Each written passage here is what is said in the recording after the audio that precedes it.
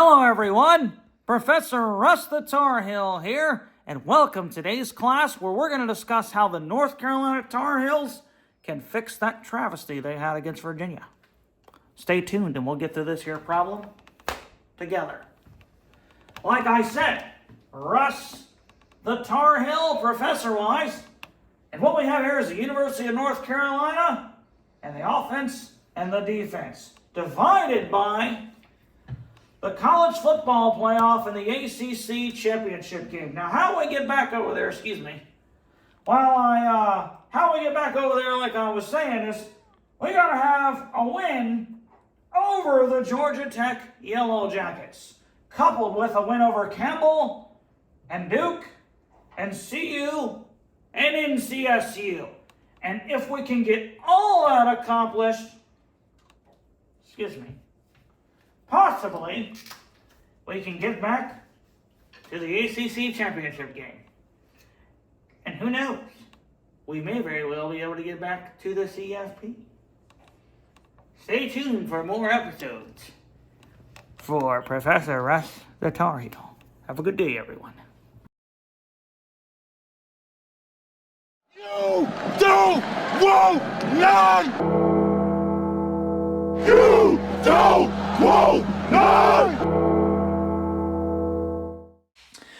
What's going on, Tar Heel Nation? It is your favorite North Carolinian, Russ the Tar Heel. And in this episode, we are going to attempt, to the best of our ability, to move on from the absolute worst loss in North Carolina football history. And we're going to talk about the road test coming up for the North Carolina Tar Heels against the 3-4, 2-2 in the conference, Georgia Tech Yellow Jackets. The reason we're doing this video right now instead of Tuesday is because I am ready to get that disgusting, filthy, nasty taste out of my mouth of that Virginia game. We're just going to go ahead and move forward.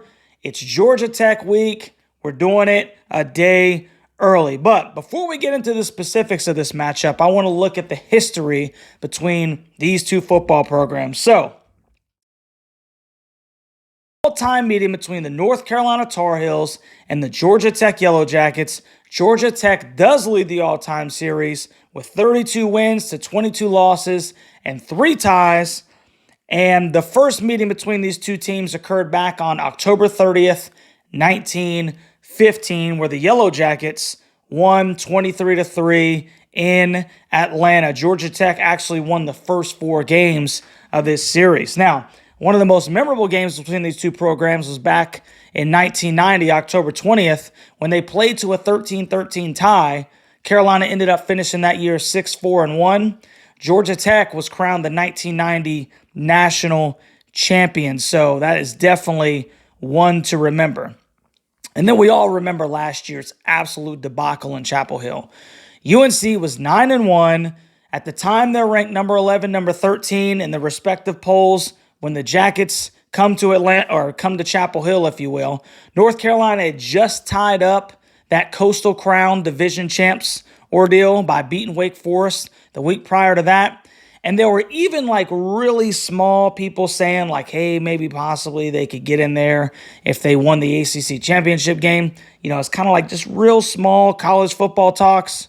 All that came to a screeching halt when North Carolina jumped out to a 17-0 lead, and Georgia Tech followed that up by scoring 21 unanswered points, taking absolute control of the second half. Just North Carolina, the wheels fell off. And despite all that, North Carolina had an opportunity to win that football game.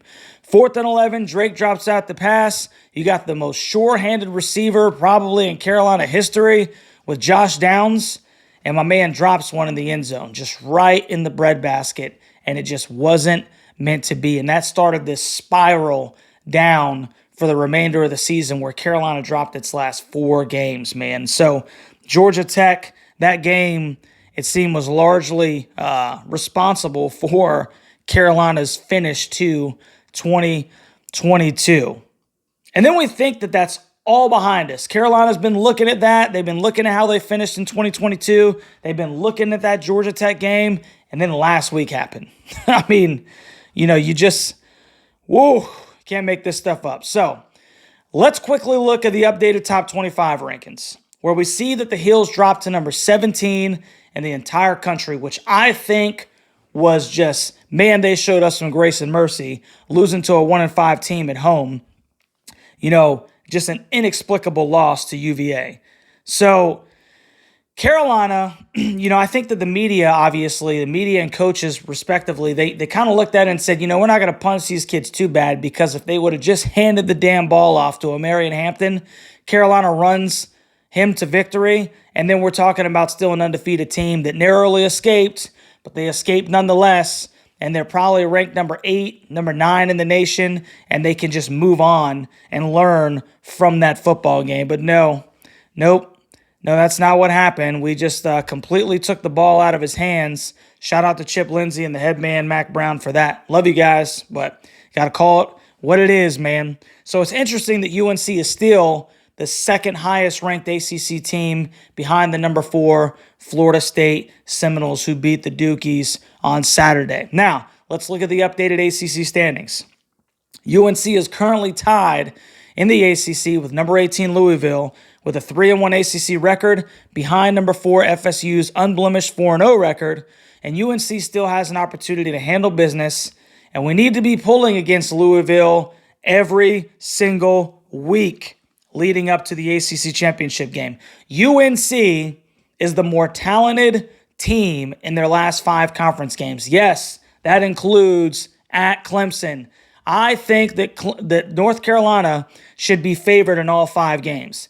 Can they show up and handle business? That is the question. And that road starts this Saturday in Atlanta. So getting into it, let's look at the ESPN matchup indicator. It predicts a 79.7% chance of a UNC victory. Now, we know that crap doesn't make any difference because, North Carolina was predicted by 95% to beat UVA. So, 95, 80, yikes. So as of Monday, UNC is currently an 11.5 point favorite with an over-under of 63.5. So let's talk about these bipolar 3-4, 2-2 in the conference Georgia Tech Yellow Jackets. The Jackets are led by sophomore quarterback Haynes King, who has 1,835 yards passing with 17 touchdowns, 9 interceptions, and a QBR of 63.5. King has really struggled his past 2 games against Miami and Boston College, going 12 for 25 for 151 yards, 1 touchdown and 2 interceptions against the Canes. And let's not forget, like 60 or 70 yards of that was on that last drive, which he shouldn't even have had because Miami fumbled, which that's questionable in and of itself. But Haynes King shouldn't even have had that opportunity to get those last couple yards of that touchdown pass. So he could have finished that game with under 100 yards passing. That's insane. Just shows you what kind of struggle he had against Miami. And then he followed it up by going 14 for 32 for 204 yards, 1 touchdown, and 3 interceptions against the Boston College Golden Eagles in Atlanta. The kid has not played his best football lately. Now, the Jackets' leading rusher is sophomore running back Jamal Haynes, 4 touchdowns, 465 yards rushing on 84 carries, 5.5 yards per carry. And the Jackets' leading receiver is Eric Singleton Jr., who has 5 touchdowns, 355 yards receiving on 20 catches at a 17.8 yards per catch clip. The Georgia Tech Yellow Jackets are averaging 434.1 yards of total offense. That's 265 passing and 169.1 rushing. And they are giving up 452.7 yards a game. That's 225 passing. And let me do a little stinking dipsy-do here because I'm hoping that maybe this will draw some attention. 227.7 yards rushing allowed a football game. Can I just point that out just in case Chip Lindsey decides to watch some Carolina content during his game plan preparation? 227.7 yards per game. The Jackets have been absolutely bipolar this season. They beat Wake Forest, then they lose to Bowling Green. I mean, basically get blown out in Atlanta. Then they turn around and they beat Miami, which was a miracle, shouldn't have happened. And then they lose to Boston College in Atlanta. So you're saying that they don't play well in Atlanta this year. I don't know. We'll see, man. Let's put that in our pocket and we'll visit that later. Now, for the mighty Tar Heels of North Carolina, they are led by my man, redshirt sophomore quarterback Drake May, who's thrown for 2,249 yards passing, 14 touchdowns, 5 picks, with a QBR of 77.3, which is good for 18th in the country. Now, Drake has also looked a tick off in his last 2 football games by going 17 for 33 for 273 yards, 4 touchdowns and 0 interceptions against the Canes, and then 24 for 48 for 347, 2 touchdowns and 1 interception against the Virginia Cavaliers. Now, what's crazy is that Drake has missed on a couple of throws. In both of these games, horribly. I'm talking about wide open receivers that he's missing by a stinking mile. It's not that he hasn't thrown a couple of dimes, but it's been really inconsistent. I mean, it's either on the money or it is really bad. That's what it seems like. So his numbers could have even been gaudier. It's crazy to think that you can average 300 yards a game passing in your last 2 games, 3 touchdowns, and half an interception, and we're sitting here talking about how you've looked off a tick. But that's just how good Drake May is and what he can be. He's just looked a little off, man. And I think a lot of it is, Tez Walker coming back. He's got a great rapport with him. The kid is stinking balled out. We'll talk about that in a second. But he just seems a little off with the other guys right now. So, UNC's leading rusher, O'Marion Hampton, sophomore running back. He's got 8 touchdowns, 770 yards rushing, 131 carries on a 5.9 yard per carry average. And unless that kid was injured, which there has been no inclination of that being the case, he was absolutely hamstrung by the coaching staff against Virginia. But now that they've saved his legs, apparently, he should be fresh for a heavy workload against Georgia Tech. UNC's leading receiver is J.J. Jones right now with 417 yards on 25 receptions. But we all know that the guy that will be here shortly is Tez Walker. He's got 23 catches, 321 yards, 4 touchdowns, and the kid has played less than 2.5 games. Kid is hooping, man. And then you got Nate McCollum, the Georgia Tech transfer, who will also look to have a bounce-back game as he had a case of the dropsies against the Cavaliers, man. He dropped like at least four crucial passes. So every once in a while, man, you have that kind of game. Nate had that kind of game. Hopefully he can get his confidence back here soon, and he'll have a good game against his former team. The North Carolina Tar Heels are averaging 499.7 yards of total offense, 321 yards passing against 178.4 yards rushing. The North Carolina defense is averaging 370.6 yards per game. That's 240.4 passing and 130.1 rushing. The defense will look to get back on track in a game where Gene Chizik seemingly refused to put the numbers in the box to stop the run. And Carolina was absolutely killed on the outside stretch and zone running concepts, man. It was the App State game all over again, but this time UNC wasn't able to pull it out. Interesting thought. UNC's worst 2 games this year have come against the worst 2 teams that they've played, App State and UVA. It just goes to show you that they've played to the level of their competition in those 2 games.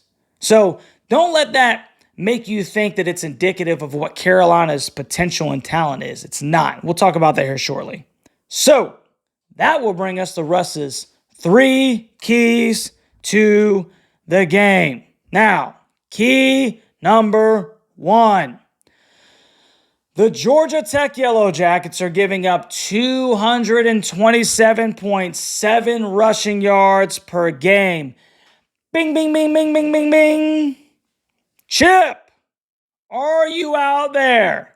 If you're listening to this, if you can hear the sound of my voice, that should be setting off all kinds of alarms in your head, brother. Maybe I need to get some shirts made again. Run the damn ball. I cannot stress this enough, guys. O'Marion Hampton is a hammer, and the defenders out there, all 11 of them, they're nails. So put the ball in the kid's hands. And if he needs a spell, put in British Brooks. Put in Caleb Hood. But for the love of everything holy, run the damn ball. If O does not average at least 25 carries a game for the rest of the season, I am going to lose my ever-loving mind. That's key number 1. Run the damn ball. Key number 2. It's my broken record time. I'm sure you guys are getting sick of hearing this, but this is just my philosophy. Key number 2 to the game. Don't be afraid to put 8 in the box and trust your corners on the outside. Don't be afraid, bro. Virginia killed us with the intermediate game, yes. With one receiver, though. Malik Washington had like 11, 12 catches. The next guy behind him was the H-back, number 44, who had 3. So, yeah, they got us in the intermediate game. That allowed UVA, though, a team that averaged 99.5 yards rushing per game, they put up 225 on the heels last Saturday. Hell, go zero coverage and drop another one in the box. Put it 9. 9 in the box, bro. 9 in the box before you let Georgia Tech run the football down our stinking throat this week and control the clock. Now that brings us to key number 3. Now that brings us to key number 3. Get pissed off. You say, Russ, what does that have to do with football? Everything. Because the reason for that L last week was largely in part to the lack of emotion. They just weren't ready to play. And the Heels have every reason to come out firing on all cylinders. We have lost the nation's respect. We've let a figurative 10-year-old punch us in the eye and give us a black eye on our record sheet. It's more like a stinking orbital fracture, but we need to take it out on the Jackets. They started last season's downward spiral. Now they're on the receiving end of UNC preventing the same thing happening in 2023. Punish them! Leadership failed in the UVA game. Now earn your stripes against the Jackets. No more cats. Turn back into dogs and scratch and claw your way back to where you rightfully deserve to be. Which leads us into Russ's game prediction. Now look, I'm 6-1 on the season, and I struck out swinging hard last week against Virginia. I picked it 52-13, and I could not have possibly foreseen that type of letdown game, the way that the Heels had controlled everything in those previous 6 football games. And if you ask me if they played Virginia 9 other times, you know what? I think that it's going to be similar to what I predicted. I really do. You know, with the game plan in place and the kids playing hard and they're put where they're supposed to be, you know, we're going to win that game 9 out of 10 times. And Virginia caught us stinking sleeping. Is it unforgivable? Yes. But the only thing we can do is stink and move on. So, brace yourselves, because you know already that I'm going to stink and call it just like I see it. And I don't care what anybody says. North Carolina is, I repeat, is a top 10 team in the country. That Virginia game was not even close. In no way, shape, or form indicative of the talent and what this team is capable of. Everyone failed. The fans didn't show up to support the players. The students didn't show up to support the players. The players didn't show up and let their superior talent take over and take them to victory lane. The coaches failed the players by not putting them in the right place so that they could be successful. Everyone failed. But when this team is firing on all cylinders, it truly is a top 10 team. Truly. And it starts with UNC exercising some demons in Atlanta. They can play with anyone in the country. Chip Lindsey, he's going to hear the outrage. I'm sure he already has.